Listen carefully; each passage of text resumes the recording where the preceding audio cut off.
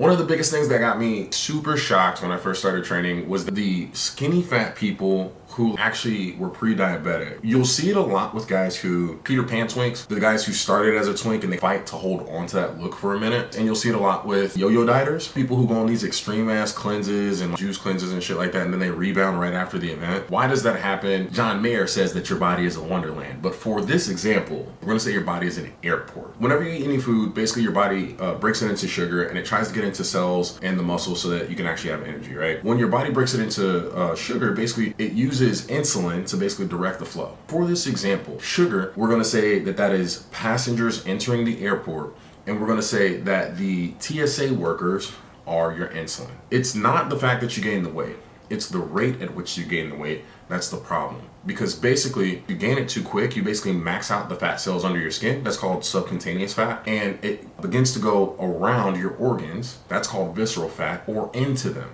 And that's called, I think I always say this wrong, it's like ectopic fat or some shit like that. Visceral fat is bad because it releases fatty acids and chemicals that basically make your organs kind of inflamed. And this actually messes with the insulin. To use this airport analogy to make this actually make sense to everybody. Passengers are coming in, normal, everything's working, but visceral fat, imagine it being like a virus that basically slows the systems down. More bags get flagged. When they go to open it, instead of it taking 30, 40 seconds for them to actually find the thing and then clear it out, it takes minutes, right?